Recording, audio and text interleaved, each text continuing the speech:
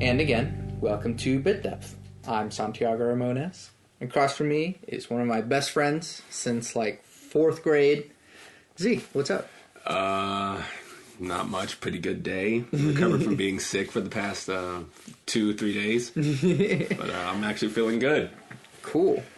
I guess like as a quick introduction to us, like we've like grown up together. Like, yeah, since 4th grade, you and I both moved, so we were both new kids. Yeah, to Ralph Downs. I went from the PCO district house that was riddled with bugs. Went to the I know, right? I went to the PCN district where I didn't know anybody. Even then, I didn't really have many friends up until this point. I was more of a loner. Played video games most of my time. Brothers got me into it, got me hooked on it, and came to, what was it, Ralph Downs? Yeah. Yeah, in 4th grade, and just kind of met you, and you pretty much became my first legitimate friend and gave me a lot of the staples that affect my personality today. You also gave me the nickname Z. Was that me? That was you. Oh. That stuck. Okay. Forever in my life. Well, I mean, that's a lot easier than it is saying Zeeshan or Bilal. Or yes, or my whole name, which yeah, that's a hassle to say. The only people to ever get it right were like the Indian cafeteria workers. Yeah. So, okay, so our good old, what do you do? I just go to college, stressing out about that, trying to maintain my sanity. What's your major? Computer sciences. Cool. Been trying to manage that, getting all that stuff and all that stuff done. But in my spare time, when I'm able to, I participate in video game tournaments around the state, going to multiple places more. Tulsa, we're here in the city, playing Mortal Kombat, as many people would know what that is. I would hope. I play. People know you as, or at least someone has said that you are the best Mortal Kombat X player in Oklahoma. However true that may be, I like to know that my best friend is the best MKX player in Oklahoma. I don't like bragging, tooting my own horn, or doing any of that crap. And I know, like, that's like the obligatory I'm about to toot my own horn sentence. Well, yeah.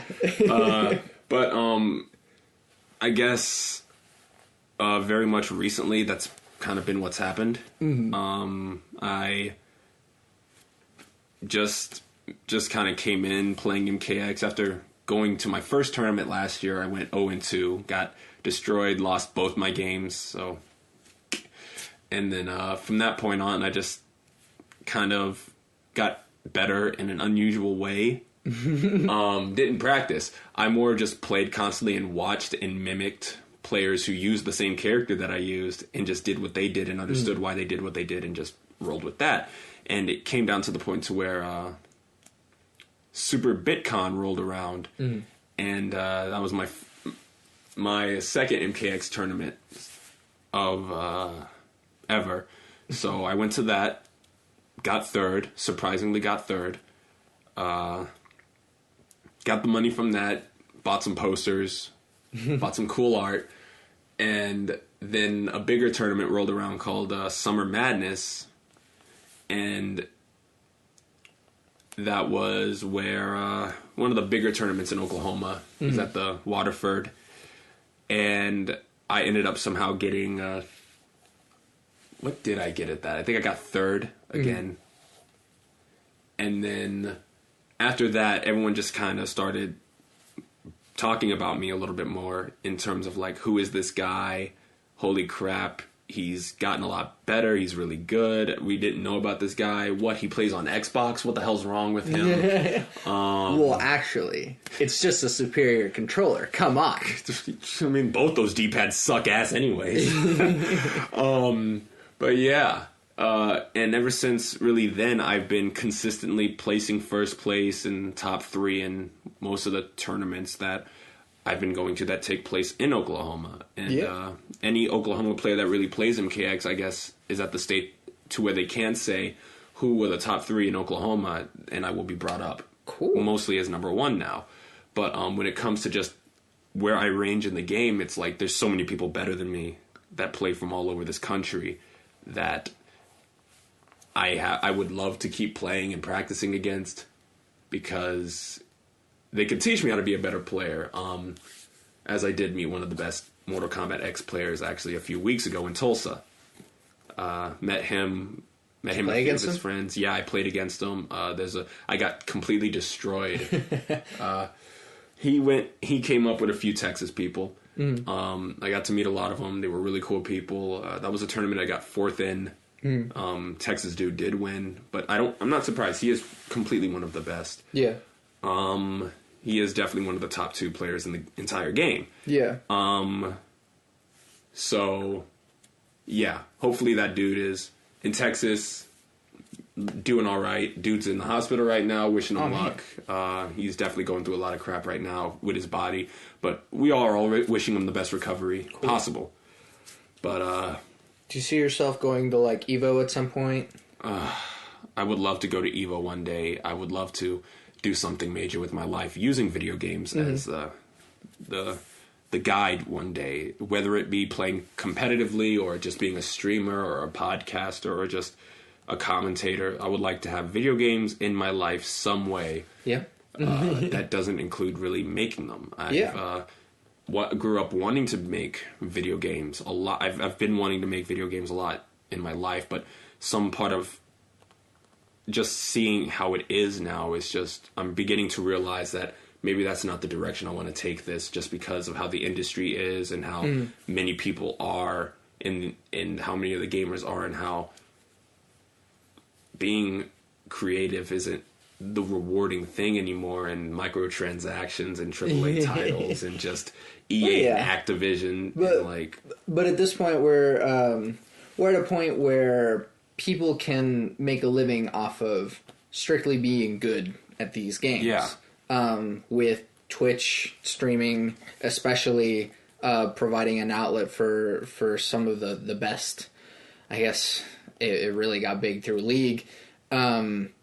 That people are now able to make a living off of this stuff. Yeah. And that they don't necessarily have to make the games. And for you, honestly, like, that I greatly appreciate your skill and your admiration of constantly being involved in video games. And so for you, I think that is definitely a way for you to I really think you should pursue a career in that. Right. Like, it's kind of crazy. My mom and my dad are even kind of saying that a little bit now. My dad was the first parent to really kind of push a little bit to really understanding what it is, because he comes with me to these. He's seen it. He's even put money into the most recent tournament I went to. Yeah. So he understands what I do. He sees this stuff. Yeah. He kind of understands it to a point. My mom just kind of supports me. She's never really seen it or gone to it. Yeah. So it's kind of nice. My family kind of just gets told about it every now and then. They're kind of like, I try to get as many people I know who are interested in it. I kind of tell them about things when it comes to fighting games. Why I picked fighting games over, say, shooters or MOBAs or all that stuff. Which isn't to say that, I mean, you're also really good at shooters. Yeah, all the Halo that I played, all that Halo really teaches you how to be good at shooters. You hit a point to where certain things just become natural, and you just hit a level where you're good at it. But yeah, I used to be shooters where I wanted to be good at, but now I've hit the point to where if it was a shooter or a fighting game, I would prefer those two. Definitely over MOBAs. If it was like a shooter, I would prefer to want to be good at something like Counter-Strike or Halo. Being as Halo was like the first shooter I ever really got into. Woo. Thanks to you. I've created a monster. Yes, you have. You're actually the whole reason I got an Xbox and everything, because when I first met you, I was rocking a GameCube, playing some Beautiful Joe and Melee and all that stuff, you know?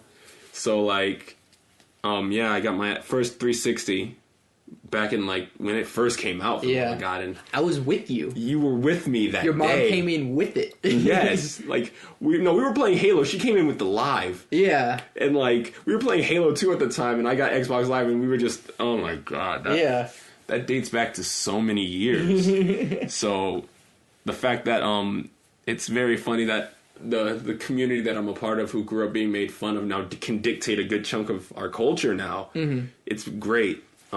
Yeah. Saying I'm a part of it. I'm a part of a fighting game community, and like, for not being a part of any other community, really, I would like to say I prefer the fighting game community just over the other communities. Yeah. Because it's more grounded. The players aren't like on this elevated status. They're like, they don't put these players on this like celebrity-esque pedestal. Like, they're still celebrities, or like fighting game gods, or like really good players in our eyes. They are, but they're not like elevated to feel that way. They're just kind of like there. It's because of things like, hey, the stage is right there, and we're not all scattered around. We're all really just in this row. Like, we can literally just talk to the players right after the match is over. Or just relax while we're watching the match up on stream on the screen, and it's like, holy crap. You know, we're just talking. It's like, oh my God, that was hilarious. This guy's about to get destroyed. It's it's things like that. They don't. I also feel like with fighting games, exclusively from like shooters or MOBAs, I feel like there's more of a sense of like, maybe like mentorship. That like kind of like how you said earlier, that you kind of talk to some of these better guys, and that you could learn a lot from them. They would teach you. And I feel like that kind of comes a lot from rather the fighting game community rather than shooters and stuff, which is kind of more like get wrecked noob or whatever. Wow. Okay. So yeah, I would definitely say, compared to MOBAs and shooters, when it comes to fighting games, you can definitely mentor. You can definitely mentor people, tutor them, train them to get better, help them discover a play style and what character fits them. Or, for instance, like, I could play the same character as another really good person who's potentially better than me with that character. They can give you advice. They can tell you, hey, here's some stuff I found that works on this character and this character, or this is a universal way to stop this character from ever getting away from your pressure. I've had a few of those instances, and it's there, that level of tutorship is there in fighting games more than any other game. I would say for shooters it's next, but like fighting games, it's a lot more grounded, because there's not the game mechanics, all you have to understand, and then after that, it's just your opponent. And it's not like weapon spawns or positioning on the map. It's more of just like positioning on the screen and not this huge 3D environment. It's just, and positioning on the screen is a lot easier, I would say, to take in. And a lot of the stuff in fighting games, your teacher, if you have one, can pretty much engrave it into your brain more through muscle memory, and just tell you to practice these things every time a day. It's just you really can set the pace for the person you want to teach or learn, or the person you want to learn from. There's multiple ways a person can teach you on how to play a fighting game. It helps determine your style and everything. Regarding sort of like your parents and stuff, and like obviously I've been there whenever your like parents have brought you games or whatever. But at the same time, I feel like it's really hard for that generation to sort of understand what all of this really means to us. Because whenever you and I were young, like, I mean, there was a time when you and I could go back and forth and name all 50 plus fighters in MK Armageddon. Yeah, we could. I think I can still do that now, actually. We probably could, We're not going to, because we want you to actually listen to this podcast.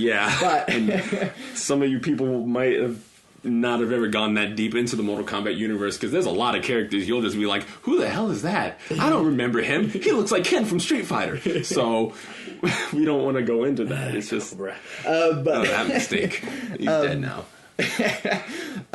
But anyways, what is it that, at least now, that what sort of got your parents to sort of start understanding like what that means? What sort of got your dad to go like, oh, my son actually is really good at this? He wanted to. I think it was because he found out I was winning a little bit of money, and the fact that he wanted to understand my hobby a little more. That was definitely the first step to it. I definitely got him interested a little more in my hobby when we went on our vacation to New Orleans last year for my birthday. I got a good amount of time during the car ride to the airport, to the Texas airport, to really just share my interest with them, show them a couple of streams, how it all got started, how it grew to this point, the people whose lives that fighting games and just professional gaming has changed overall. I was just able to really get him to understand that, and after a while, he just kind of wanted to see what it was like with me, so I did. I kind of took him with me and showed him all of this stuff. Yeah. And then at the same time, like, what do you think? I mean, maybe there's not going to be like a level of like, haha, I told you so. But what do you think that is like the future for gaming, at least for our generation? Well, if our generation, it's just probably gonna. I could never really say. A lot of our players in all these scenes can turn into casters, to commentators, maybe even designers themselves to help make the next big competitive title. They could be the testers to really guide the next game into its place. But a lot of players from our generation might still be playing. A lot of other ones might just retire and support the scene in other ways that they can. Some might become sponsor holders and throw money into the tournaments and become businessmen of their own who understand the community, the scene, the growing aspect of it. But if the other question could be, where do you see competitive games going in the next few years? I would say that's up to the younger generation and how to get the younger generations to just step into this. Yeah. And make it grow on its own. And because the older people aren't going to be there forever, they're going to have to help the younger generation just kind of step in and ease them into it. These people, went from playing Marvel versus Capcom 2 in the arcades on wasting all their change just playing each other, from Evo being held in the university in California. I forgot what it was called, UCLA. It went from that to now being done in Mandela Bay, and now that it's at this big point, it's like it can fall so easily if there's just a drought of new players, new blood to keep it alive. Good players. Or new good players, And that's something that's happening in Japan. A lot of the people in Japan have now hit the point to where they're like, we need to get the younger crowd in there. So one of the best players for Street Fighter in Japan has now started his own school for taking in the younger generation. That sounds both really awesome and kind of lame at the same time. No. I was going to say, holy crap, that's really lame, but I'm like, nah, I understand. They need a younger generation to get in there. And also, I saw those kids play. Those kids are monsters. So he flew a few of them out to Las Vegas so they could compete. And he was there right beside them as they played, giving them... So, helping them out whenever they... right before their match, giving them a little bit of advice. Him and his wife were supporting those kids. So it's really cool, but I can see why people call it lame. But at the same time, he's starting them young so they can kind of guide people more. So there has to be ways to get these kids into this, especially now. Because you think of the Asian piano prodigy or whatever that they started playing piano when they were 3 years old or whatever. Yeah. But at the same time, there's almost more money in being video game prodigy than being a piano prodigy anyways. Yeah. I mean, how much money are these Twitch streamers pulling? Oh my god, these Twitch streamers, some are actually in it for the right reasons, some are actually doing good things, some of them are actually being great content creators, funny people, not even necessarily good at the game, they're just being good people. And then there is those who are good at the game or entertaining. It's like they pull a lot of money from the streaming and the donations. Look up a man named Maximilian Dude, who is one of the most loved streamers. He is very well known for fighting games, but if you watch his streams, he'll stream about a lot of things that keep his interest. But his channel is on YouTube. His YouTube channel is very fighting game heavy. He talks about fighting game news. He talks about his speculations, what he thinks should happen, how he feels about games, his reactions to games being announced. For those of you who are very well versed in the fighting game community, or at least know of a game called Killer Instinct, he is actually one of the people who supported that game when it was announced for the Xbox. He's one of the people who got it a little bit more notoriety and helped get that game a wider audience because he used his YouTube channel to spread word about one of his favorite childhood fighting games. Yeah. He is definitely one of the YouTubes that I think he is definitely someone who sets the bar. Is just an overall good person, good streamer who uses his donations wisely, and who just creates good content. Yeah. But you know, there are also people who make mad amounts of money off of YouTube for just being completely cancerous and overall shitty people, like Zoe Berger.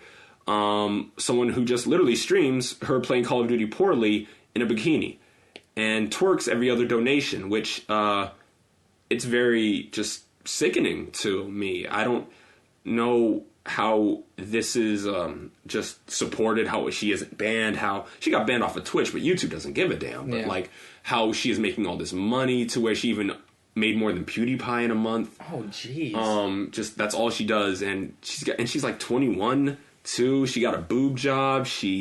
I don't get it. Like, she's making all this money now, and she's not doing anything except exposing her body. And then then they're the white knights who will defend her. Then you've got the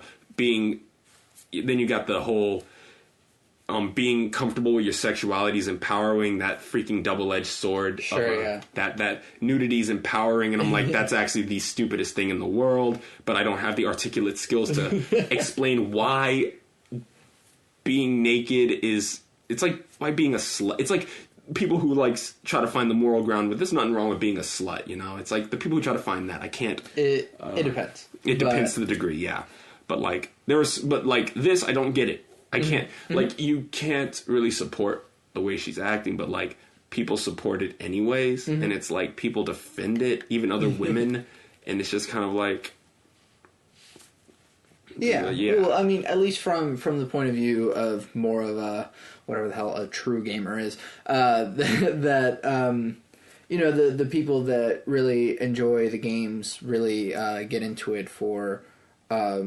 you know, having this community and having this escape for entertainment, that I feel as though, that is a bit more of a degenerate ploy for money. Very much so. It definitely gives girls who want to stream and actually try to take this somewhere a bad name. Exactly. Definitely. There's a few friends who want the support who can't really get it. Yeah, there's a woman who works at IGN now. Her name is Alana Pierce, and she's actually a really good gamer. Like, she's actually really good at games. She's also very pretty, but that doesn't take away from the fact that she's very good. That she's very good, and she built up this following on YouTube, and now works at IGN. So, like, for someone like her to you know, have sort of this more legitimate sort of, hey, I'm a real gamer, and yes, I'm a girl, but there's professionalism here and not just stupidity. And, I'm not appealing to the, like, 12-year-old crowd. She's actually smart and knows what she's doing. And I get that. That's respectable. Yeah. I guess last thing on this topic, how do you feel about the people who are able to sort of make a living off of YouTube, both via gaming and through other content, and how do you feel about, like, you know, at some point you might be doing that yourself. So, I mean, what's your take on Markiplier, for example? I don't even watch the guy. But if we're talking about Markiplier, we're kind of putting him in the same bubble as like people like PewDiePie, right? Where they kind of just play games and just help me out here. They just because they also make content, and I've been watching some Markiplier quite a bit. Yeah. I don't watch PewDiePie, but the thing about one with Markiplier, he is one of the nicest dudes I've ever seen. He's a really nice guy.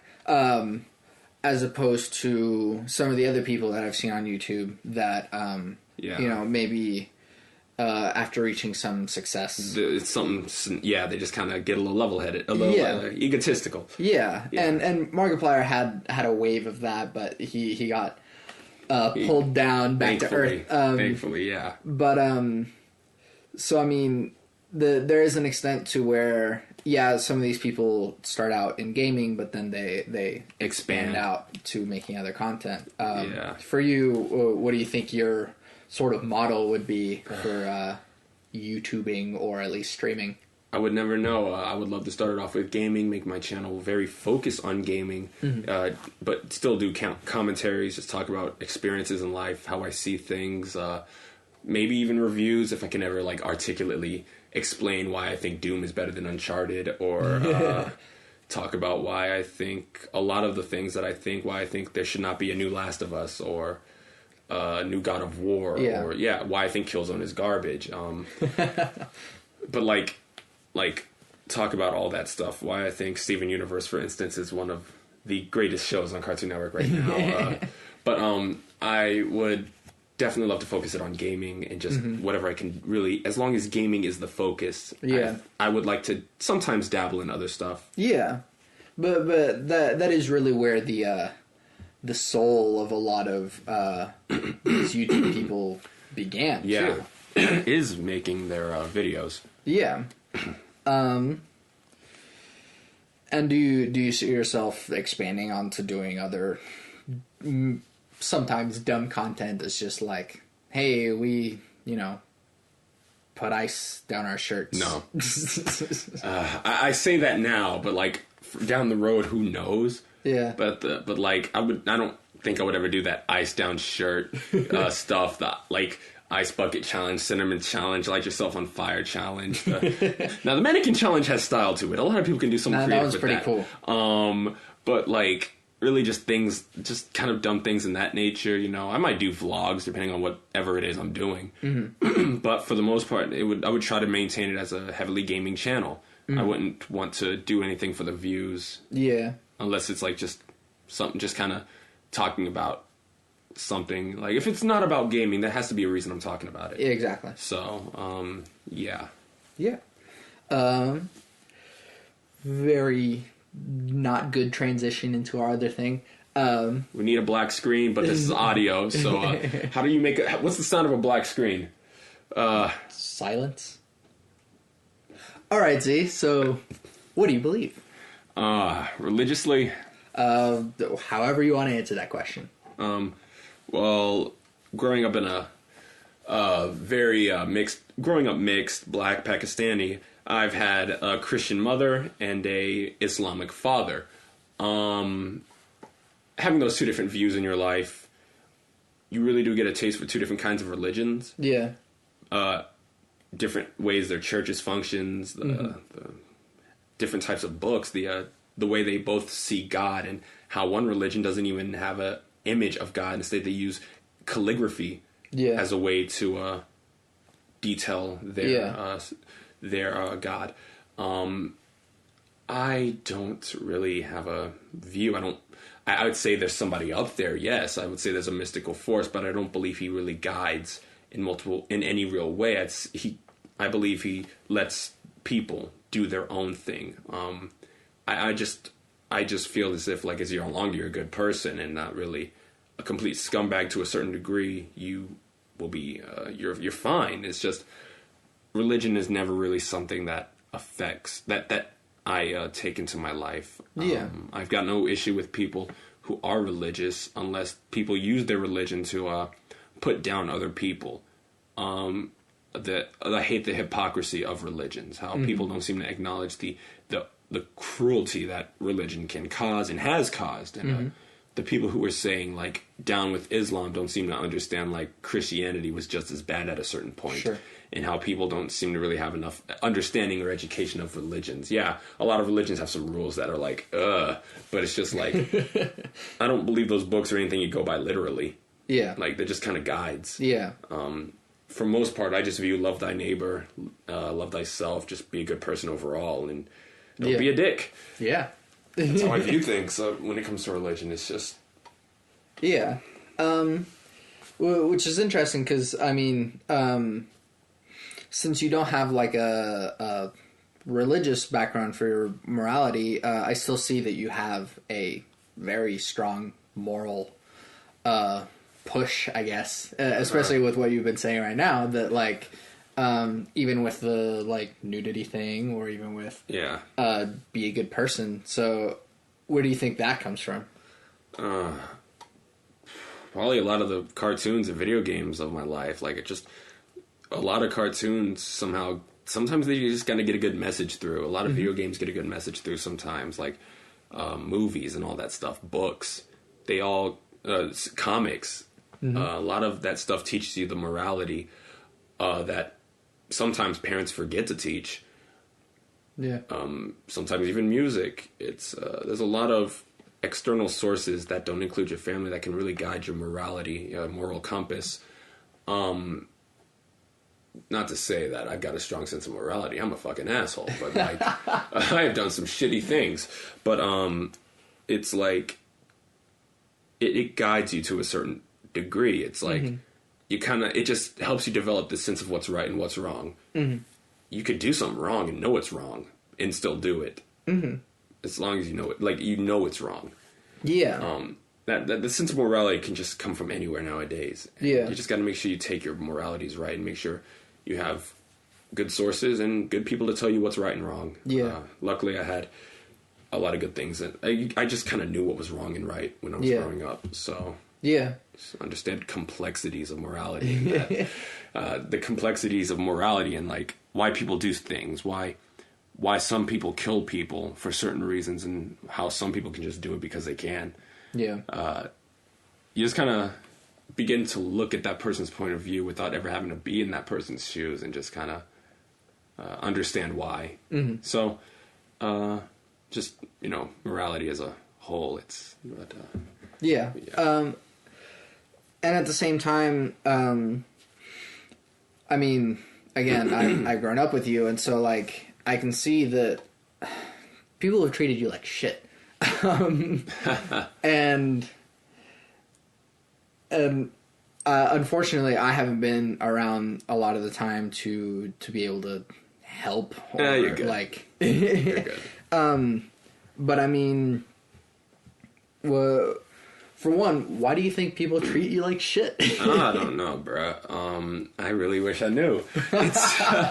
Oh, man, I could definitely tell I get irritating. I am very irritating to a degree. I understand that. But as a kid, I took a lot of stuff to heart very well, very personally, too. Anything my parents would say, anything people would say, it would just kind of, that kind of stuff just festers on your brain after a certain point, and you just kind of think about it.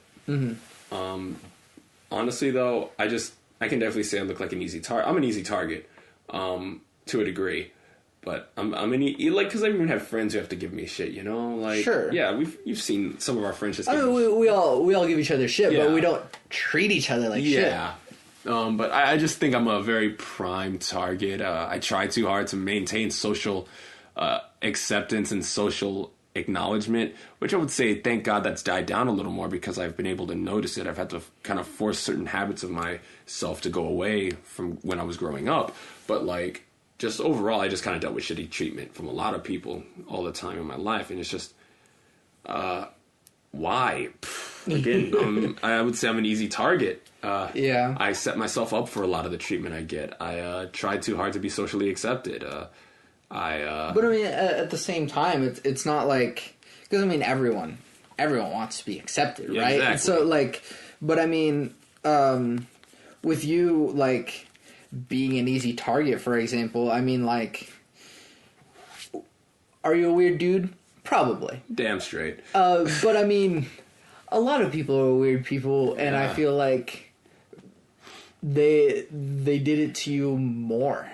And for one, I take it personally because you are so close to me. Yeah. But like, it's also put you in a lot of shitty situations. Yeah, definitely. It's put me in a handful of shitty situations in the context of life and in the context of my mind.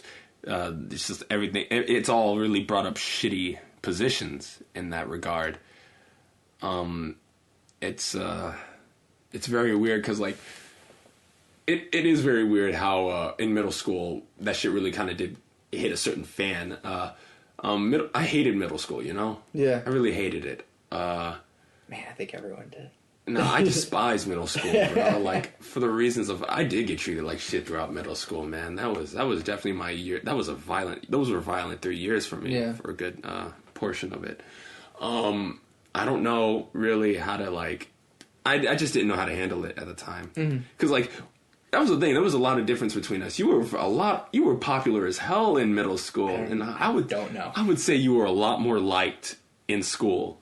I don't know. I would say you were. I don't know. You probably don't know. But compared to me, you were more liked in elementary and high school. You definitely were a more popular person. It was very weird that the way I would see you in high school and middle school, that we were best friends. Yeah. Yeah, it was very weird because we just kind of had different social circles. Yeah. It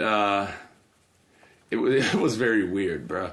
But yeah, it's just I could never understand the really just the bullying aspect. I just had to kind of take it and deal with it.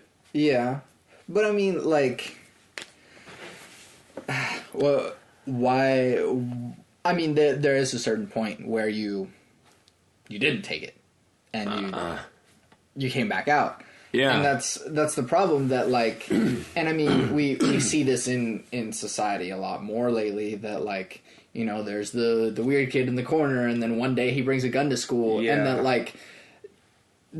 These assholes around you are really, they're making these people. Yeah. We as a society are making these people. Yeah, we have, like, the society has the nerve to question, how did this happen? What the hell? Why didn't they talk to anybody when they probably looked for multiple options and they've never worked? The whole concept of you fight in your self-defense, you get suspended, or the teacher doesn't really do a damn thing to help the student who is getting picked on and needs someone to help them. Yeah. The counselors don't really give them any real guidance. Like, when violence is the only real option they have left, they can't defend themselves.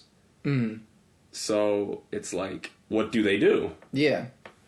And I mean, because I mean, whenever you were, especially in the situations where you, in a way, were forced to lash out, because I mean, I remember a specific situation where you had even warned them.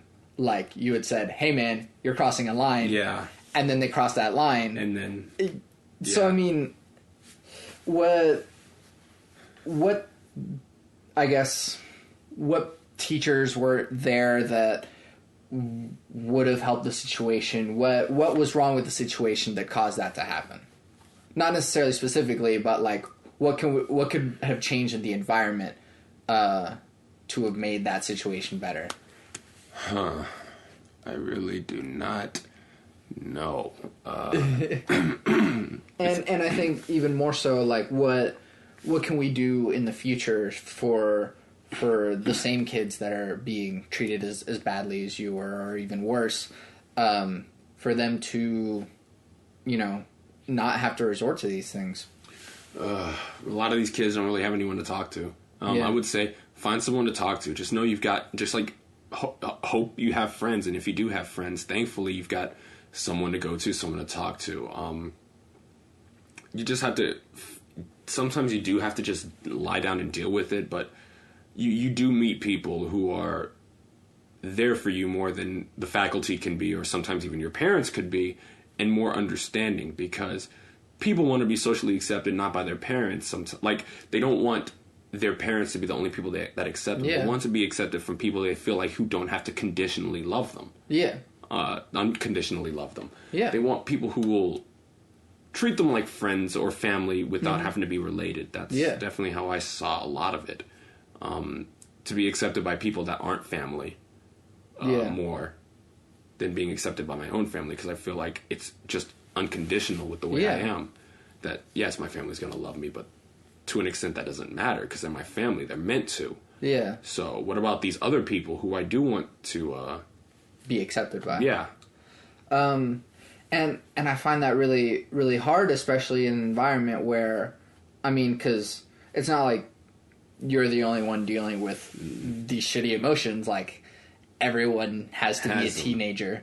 And so, because even I look back and I regret that maybe I wasn't as helpful to you, and that, and I wish that I could have, but at the same time, like, I don't even know what I was feeling then. You know, we were all going through some shit. And so it's like, it's hard to say, like, what... Yes, like, oh, yes, you kids should talk to one another. But at the same time, it's like, these kids don't know how to talk to one another. The kid that is secluded in the corner is just as unable to talk to anyone else as the popular kid who has never even had a real conversation with anyone. Yeah, it's so it's just very confusing how to handle such a subject, because people really the secluded person just maybe just lacks the social skills, doesn't have the ability, doesn't know what to say, and maybe the person who wants to help chooses not to help. Like, if I can say anything, like, if you feel like there's a person who you think needs your help, needs someone to talk to, don't hesitate to do it just because of what people will say or think. Just go and talk to them. You never really know what other people are going through, and at least trying to understand it can kind of just give them a little bit more, can just ease their pain, ease their stress a little bit. Everyone needs to, those people need to be they need to know that they aren't alone, really, because, like, they're in a field of shit. Like, in a field of shitty people, you will find someone, hopefully, like, definitely, who will understand you as a person, who will actually accept you and not see anything wrong with you. And at the same time, in a field of shitty people, there's someone who's dealing with something worse. Yeah. Like, if you think that you're dealing with something bad, like, someone else probably has something even worse. Yeah. And if these people would just talk to each other about it, they would go, like, they could find middle ground and really be friends off the... Like, they could, the shitty experiences really can help them understand each other and know that, they've got each other, or there's no reason to lash out at them. But some people don't really get the help or comfort they need through stuff like this. And that's why we see so many people teen suicides or, like, violence, or, and it's gotten to the point where school shootings are a regular thing. Yeah. So, I mean, like... And even in our school, we had, like, a be the change thing, and that was, like, to me, I just saw that as, like, oh, hey, like, all of these kids get to, like, oh, yeah, we are going through stuff. Work together, guys. Yeah. And then for, like, a week, they're like, yeah, work together, and then they never actually reach out to anyone. No, it's, like, that's just kind of a thing that you should be a part of, like, just regularly. Like, that should be... The whole be the change thing shouldn't just, like, we need to teach every student about, like, how, like, just how, like, as a broader way to say it, just being the change, just, they need to know just about learning good, like, having good and kindness and just using it for people. Like, it's weird how so many people don't utilize that, how it's seen as a weakness and stuff like that. No one really shows their kindness. And some people just kind of don't... They just show bitterness. It's just... I don't get it. It's that kind of stuff I just never really get. And I mean, at some point, it does turn into, like, the person who is seeking out some love due to the bitterness that they've received. At some point, they're just going to give the bitterness right back. Yeah. That's usually how it goes. it's a cycle. But like, there's ways you can stop people from lashing out. There's a way you can stop that bitterness from ever exploding out of the person, and there are ways. It's just really just being there for them and talking them down, just kind of like sticking up for them. I mean, I get it. You can really have people be there for you and all that stuff, but you still can fall apart. Like, a lot of people also don't see that. No, you can have all the people care about you, but you can still fall apart just because it's your turmoil. Sometimes they can't feel what you're feeling in your head or in your body. So it's like, you have to be strong, but you would have to be strong for yourself and the other people, but the other people can help take the weight off of you as well. Yeah. If some people are willing to take the weight off of you and even deal with some of it themselves. Yeah. So.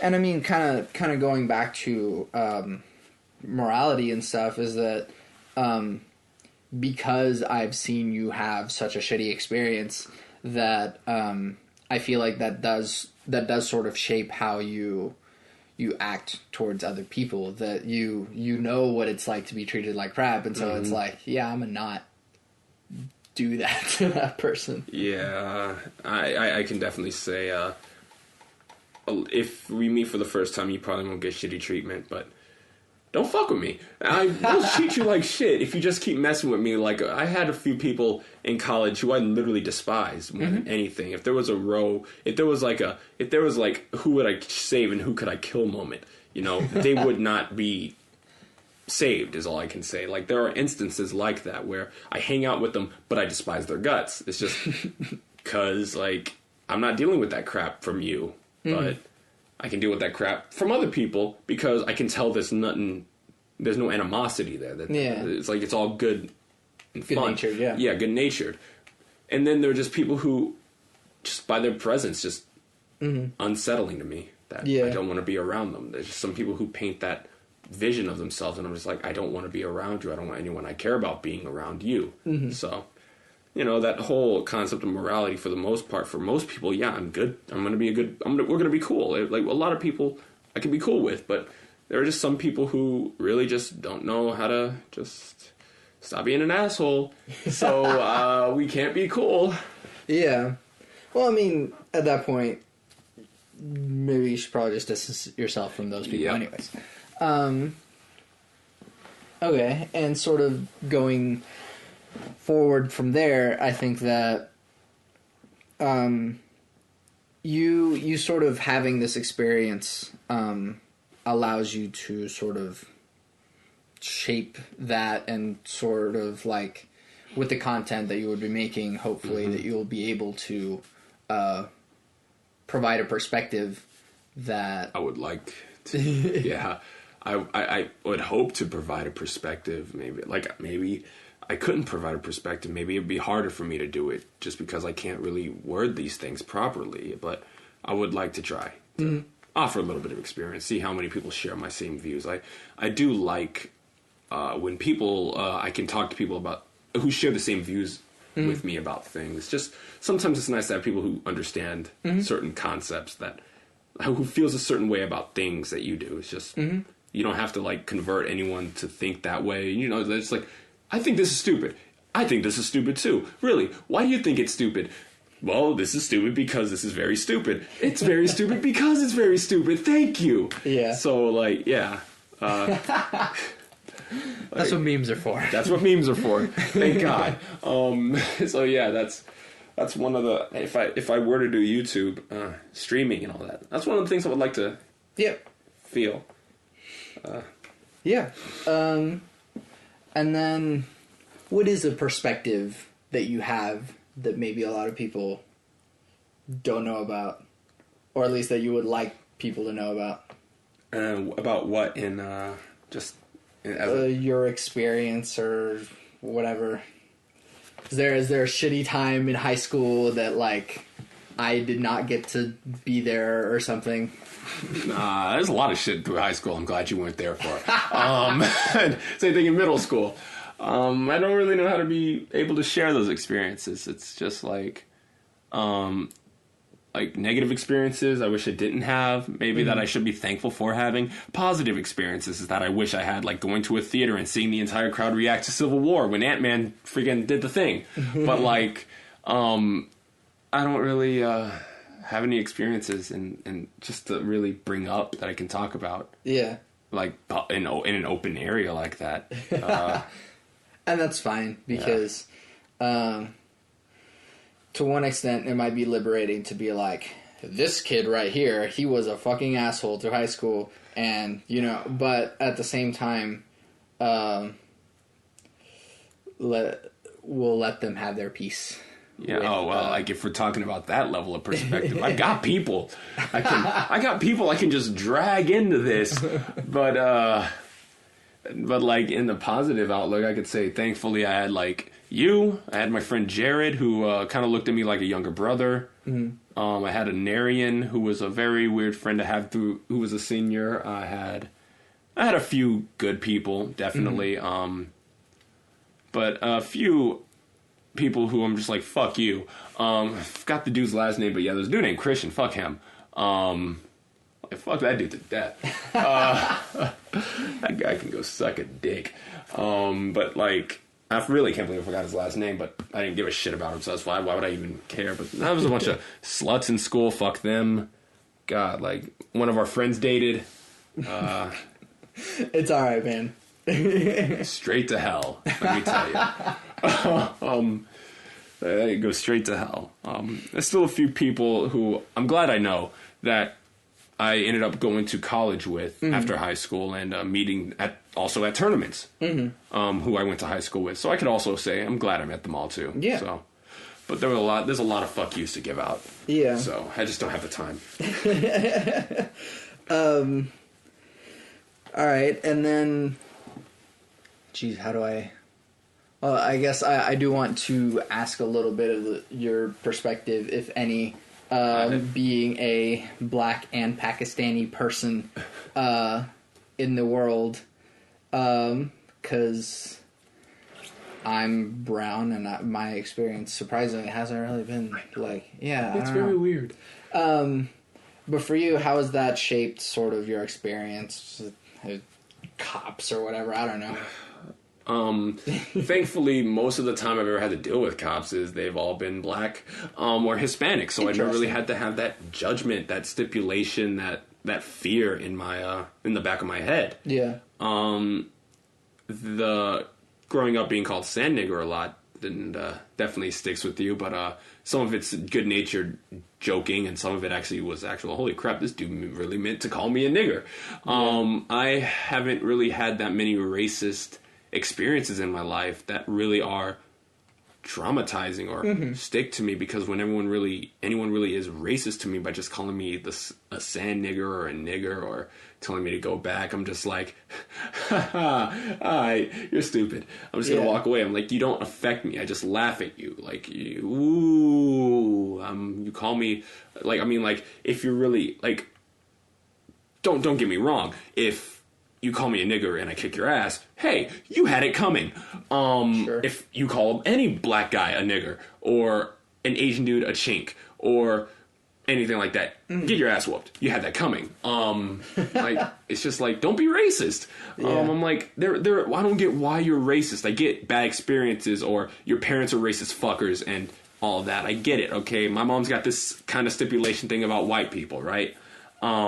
It's just like, I just don't get the whole racism thing anymore. Like, I get everyone's a little racist inside. Everyone's a little racist inside. Let's go. Let's acknowledge that. We all have our certain biases and races, but going to the point to where you literally alienate yourself from an entire other race or just hate another race. Because, like, you know, like, I am a little racist inside, too, around just a lot of other races. It's just kind of like a thing that happens to everybody, but it's like, I mean, stereotypes come from somewhere. I still don't get where the chicken one came from, because I don't even like fried chicken anymore unless my mom cooks it. Beside the point. It's like we all have these views of certain races and stereotypes in a way, and like we all have these cautionary things about them because of how they look at the time or are perceived. So I get it, we all have that, but like to go to the point to where you say get out of our country or hang them or they're against God, or all of that stuff is like stupid. Yeah. And it's sad. They're very sad people if they're like that. Like if you're just it's just very weird. If you have to call someone a nigger or any real racial term just to offend them, sad sad is not the word I would want to use, but it's like if I was ever mad at you, I couldn't just call you any derogatory term for a Hispanic person. Yeah. You know, like if I was mad at an Asian person, I wouldn't just call him Christ killer. I hope someone gets that joke. I wouldn't, call a Jew anything derogatory or make a Holocaust thing. Like, I don't want to say that to them, like, in any form of hateful passion. Like, I couldn't, like, just, why would you? That's just racist. Yeah. It's just douchey. Well, I mean, gladly we've been raised, hopefully, in a slightly better culture where we understand that racism is just bad in general. It's just bad, yeah. Like, I get it. Everyone's still got their, thoughts about certain races and stereotypes, but, it shouldn't really stop them from... Because I've got a few things about Mexicans in my head that... Yeah, but I'm not going to stop talking to, a Hispanic culture altogether. I'm not going to think they're all like that, but I have to understand that sometimes. Yeah. Sometimes with every race, really, it's just that kind of thing. Yeah. Do you think that there would be any hurdles or whatever being African American and Pakistani that, you might face, or do you think that at this point that sort of discrimination is maybe gone? I think in the future it could still be a problem, potentially maybe getting a job or just the fact that my name. How would I really mentioning my name to certain people? Maybe even just going from airports to fly from place to dating a white girl and meeting her parents. Just Asian girl meeting her parents. Also that too. It can just cause the regular problems that really being a minority that comes with. Yeah. Just those problems in general. But since again I'm mixed, certain problems can arise more in certain areas than they would in others. It's like you would have to play a card at a certain time. Yeah. How do you feel about the recent political situation, and how do you think that affects you? Define the political situation. Donald Trump has been elected president. Oh, dude, that is... don't let this president cause you to get your ass whooped, is all I'm going to say. Don't let this president be the reason you got your ass whooped, because let me tell you, that's been a lot of things happening now. A lot of supporters say something racist, and they get their ass whooped, and I don't feel sorry for them. Trump being our president, it was a lesser of two evils choice. I personally hate to talk about it. This dude's doing a bunch of stupid things as it is already. Hiring a bunch of xenophobes and racists and people who have been fired from previous positions for a lot of racist, anti-Semitic statements. And, people don't really acknowledge that when they voted for him. Now that they don't really see some of the stuff he's doing now that he's the elect. And a lot of the controversy that could be potentially surrounding him, a lot of his illegal practices, and just how he's really trying to line his pockets as much as he can. And how, he is just probably going to be a crappy president altogether. But I mean, how does it affect you? Hasn't affected me yet, thankfully. I'll let you know when it's affected me. But for now, it hasn't affected me yet as a person. So, or as in society. So, so far, I'm good. Yeah. And I'm glad because I have concerns in general, and I have concerns for myself and my safety, and my name is Santiago Ramones, but it's almost scarier for you because your name is Bilal Zeeshan Najam. Yep. And so, that just... to some dude in Alabama, that just sounds terrorist as fuck. So the moment people found that Hussein in Obama, yeah. Ooh. So I mean, be careful where you go. Yeah. Be careful where you go. If you start seeing pickup trucks, turn around. Carry and I it? mean, there's again, there's that slight level of racism in all of us. Yeah. Yes, it's still racism. The moment you see a people. Confederate flag on the back of someone's truck, get the fuck away. Yeah. To me, that's like a swastika. That's like a swastika to me. The Confederate flag. Yeah, I don't fuck with that. I don't think people should be raising that shit up in their home. Like, it's a symbol of heritage. No, that heritage was to hold slaves, and that's why you left. It's that kind of stupid crap. That it just can't be. What heritage does the Confederate flag hold other than the right to keep black people as slaves working in the field? It's just like I can't see it as anything else. But that's states' rights. To hold slaves. Where we're going with this. So that's how I feel about the Confederate flag real quick. Lastly, of course, what advice do you have for people? Man, like, if you really want to try to, like, man, I don't know. I'm never a good advice person. You gave some earlier, actually. Yeah, don't be a dick. Just try to be, to an extent, there are people you need to be patient with.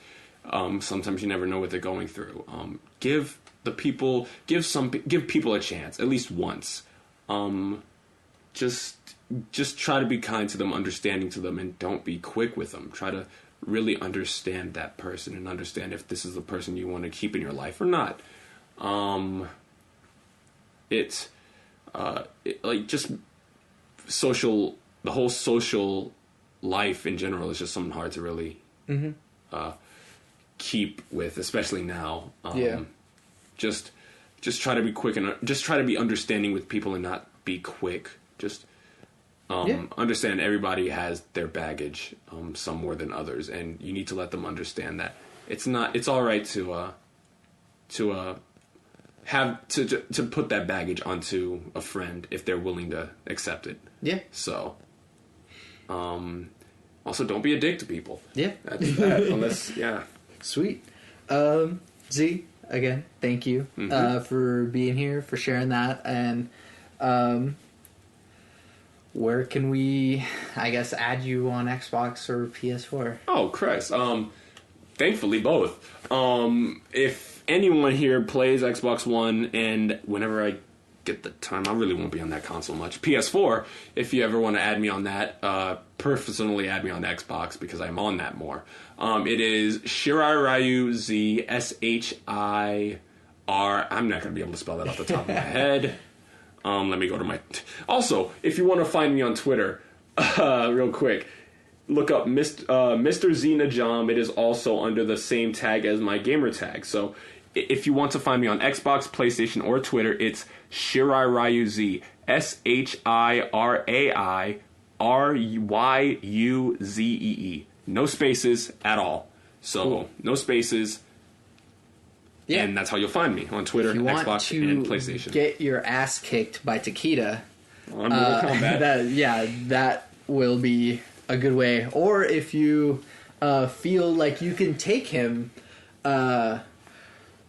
please try and improve my friend's skills here. Or if you want to follow me on Twitter and just see some ragey tweets every now and then, because like Mortal Kombat X has some very unbelievably poor designs. Or just tweet me and just conversate, then we can do that. Yeah. Cool. And I am Santiago Ramones. You can find everything that I do. I make music, and I have this podcast on my website, SantiagoRamones.com. You can also, I haven't said this yet, and I've been meaning to, leave reviews on iTunes. Apparently that helps, like, metrics and stuff, and so I know there aren't many of you listening, but it helps reviews and stuff to have this podcast be seen, and if it's had a positive influence on your life, let me know and talk to me. Support the man. Yeah. Do the things.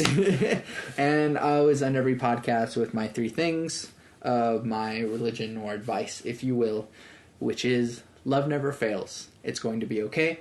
I might be wrong. Thanks for listening.